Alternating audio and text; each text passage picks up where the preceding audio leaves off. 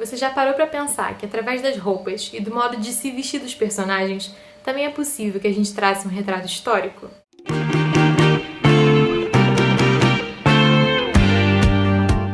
Hoje eu vou falar sobre o livro A Culpa é do Rio, a cidade que inventou a moda do Brasil, de Paula Scioli. Esse livro se originou a partir da dissertação de mestrado em moda dela. Então, o livro foi lançado ano passado pela Senac Rio. Esse é um livro grande, com muita informação.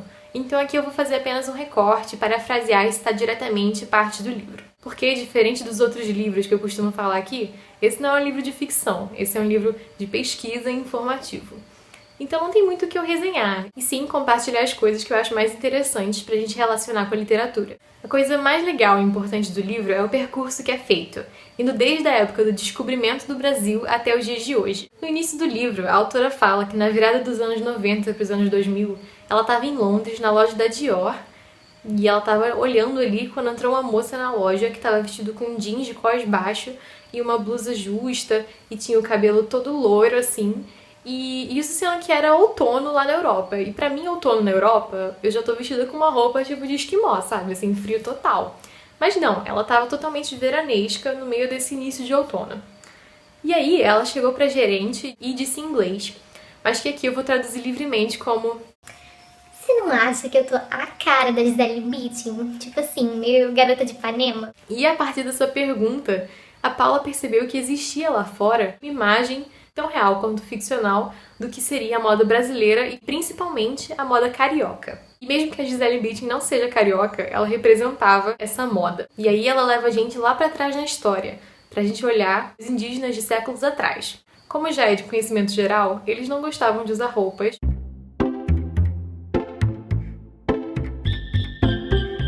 Eles não gostavam de cobrir o corpo com roupas, mas eles eram adeptos à pintura corporal, uso de penas para fazer lindos adornos, e também eram adeptos à depilação e cuidado com os cabelos. Nesse capítulo e nos seguintes, fica claro como a moda também é uma forma de imposição, porque quando chegaram os colonizadores e os portugueses, eles tentaram obrigar os indígenas a usarem roupas.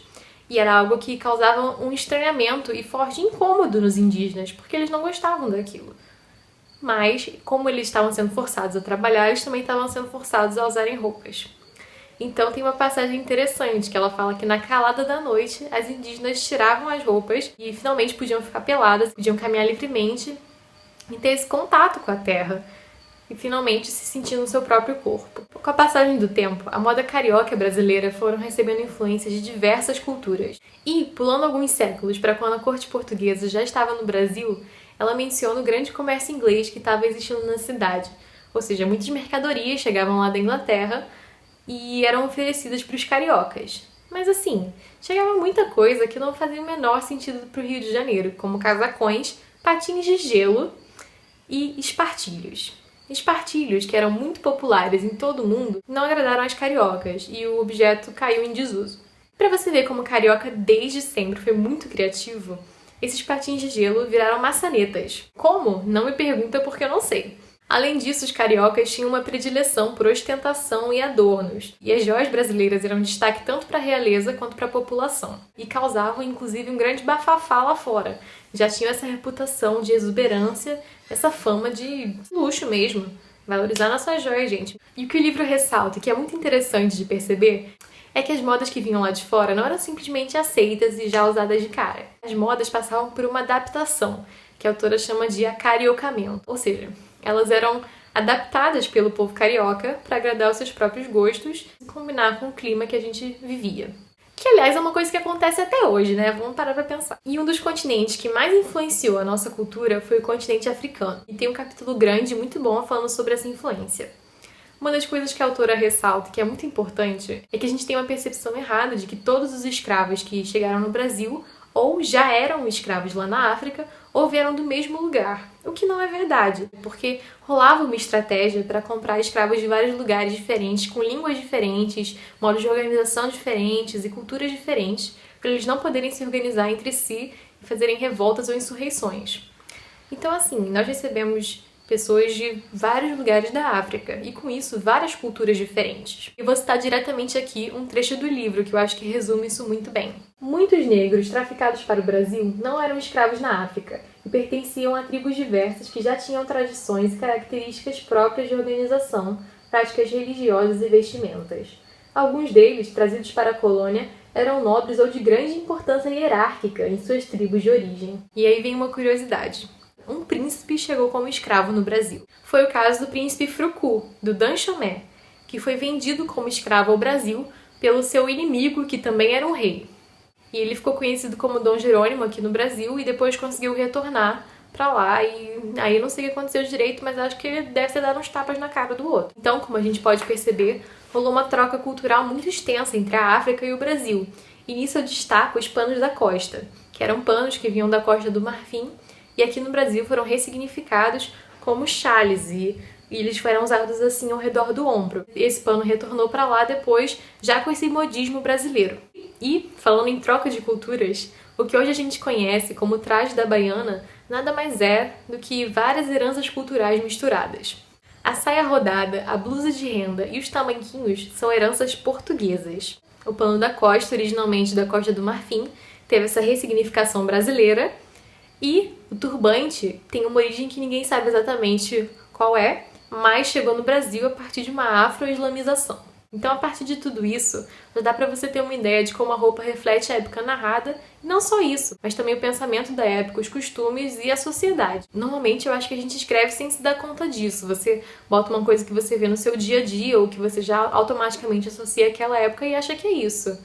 Mas tem muitos detalhes e muitas minúcias que podem dar muito mais cor e veracidade para o seu texto. A não ser que você bote um personagem usando Crocs, porque aí você já sabe que você vai estar infligindo um trauma no leitor. E a Paula fala diretamente sobre isso, sobre a literatura, não sobre Crocs, na página 264, se referindo a várias personagens da literatura brasileira, inclusive a famosa que traiu ou não traiu Capitu. Ela diz que, no tempo das matronas de trajes austeros, de cores escuras e tristonhas e cabelos em bandó, Carolinas, Capitolinas, Linas e Lívias eram um contraponto às personagens vitorianas, com seus vestidos alvos e cabelos soltos em cachos. Eram as moreninhas encantando o Brasil. Ou seja, essas personagens apareciam cheias de vida e jovialidade como oposição a esse padrão vitoriano que predominava sobre a mentalidade europeia da época. E o modo como elas se vestiam fortalecia essa característica. Então, se você está lendo ou escrevendo algo, pare e pense na importância das roupas e das coisas que estão ao redor dos personagens, porque elas refletem não só o tempo histórico, como as heranças e influências culturais. Quase tudo que eu falei nesse vídeo foi citado ou parafraseado do livro, mas tem muito mais informação nesse livro que não dá pra eu falar no vídeo, porque esse é um livro muito grande e como é um livro de pesquisa, ele fala do percurso de todo o Brasil e de muitos séculos e épocas que eu não mencionei no vídeo. Então é uma leitura que eu realmente recomendo, não só para que você entenda a história do Brasil um pouco mais, mas para que você veja ela a partir de outro olhar, um olhar da moda. A escrita é bem agradável de ler e tem algumas imagens para te auxiliar a entender aquela época visualmente e que são muito importantes. Tendo isso dito, várias imagens estão bem pixeladas, o que dói o coração. E no início do livro também tem alguns errinhos de revisão que não precisava. Então essas são pequenas coisas que poderiam ter sido um pouco mais caprichadas. Mas o livro foi impresso no papel couché matte ou couché mate, que é tipo um papel fotográfico, assim. Então isso ajuda bastante a leitura e a dinâmica do livro. Acho que se fosse impresso num papel normal, perderia um pouco esse charme. E a capa do livro resume bem essa pesquisa, mostrando 3 épocas diferentes e aqui, né, a praia. Então, se você gostou do vídeo, dá um joinha, se inscreve e compartilha esse vídeo com quem você quiser, porque isso ajuda muito a que o vídeo alcance outras pessoas. E, além disso, se algum desses fatos históricos da moda te surpreendeu, deixa aqui nos comentários, ou então me deixa qual era a sua impressão da moda carioca. Porque quando eu penso na moda carioca, eu penso em chinelo, roupa de praia e todo mundo suado. Então é isso, tchau, tchau, espero que vocês tenham gostado.